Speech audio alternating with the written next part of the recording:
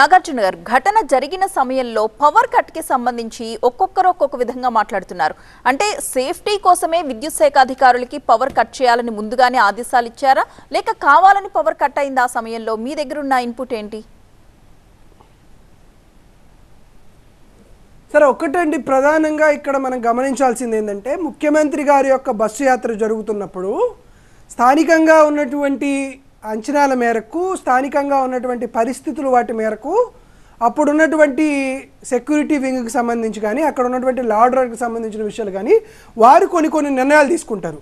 So అక్కడే రైతులకు అక్కడ ఉన్నటువంటి ఈ కరెంటు మీటర్ని లేకపోతే అక్కడ ఉన్నటువంటి కరెంట్ని తొలగించాలని స్థానికంగా లా అండ్ ఆర్డర్ వాళ్ళు ఏదైనా ఎలక్ట్రిసిటీకి చెప్పారా లేదా ఏ లైన్లో కొనసాగించమన్నారు, ఏ లైన్లో కొనసాగించలేదు, లేకపోతే ఏదైనా ఈ పర్యటనలో భాగంగా ఎక్కడైనా సడన్గా ఎక్కడైనా షార్ట్ సర్క్యూట్ అయ్యి ఈ అకారణంగా ఇక్కడ కరెంటు పోయిందా, దీని మీద ఒక 2024 is a very important year.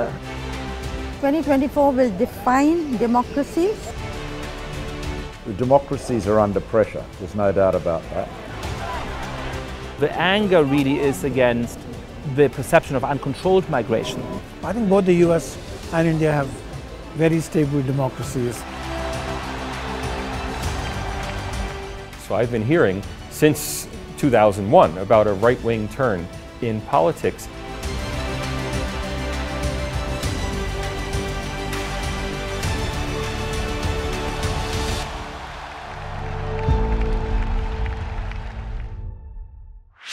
This and more.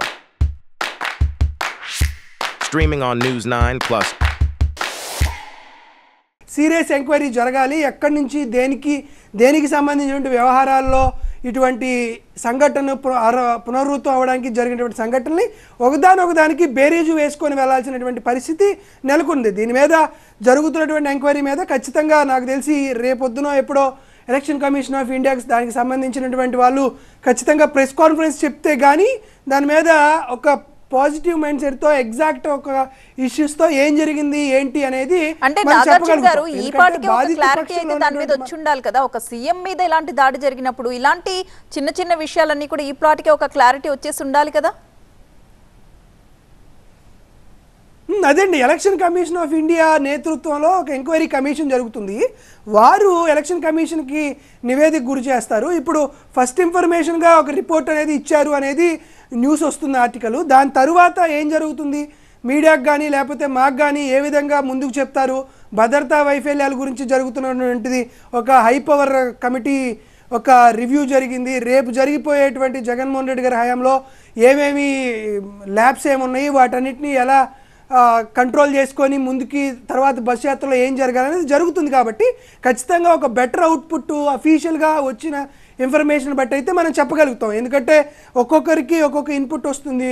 వీటన్నిటినీ కోఇన్సిడెన్స్ చేసుకొని సరిగ్గా ఒక ఇన్ఫర్మేషన్ అథారిటీతో ఎవరో ఒకరు చెబితే బాగుంటుంది. ఎలక్ట్రిసిటీ వాళ్ళు మాకు ఎవరు సమాచారం ఇచ్చారని, పోలీసులు ఇచ్చేటువంటి సమాచారం కానీ ఇవన్నీ జరిగిన తర్వాత ముఖ్యమంత్రి గారికి భద్రతకు సంబంధించిన ఇష్యూ కాబట్టి 1-2 బేరీజు వేసుకొని డిపార్ట్మెంట్లంతా కొలైడ్ అయ్యి ఒక నిర్ణయం ఎప్పుడు చెప్తారు దానికి సమాచారాన్ని, అది మేము కూడా దానికోసం వెయిట్ చేస్తున్నాం.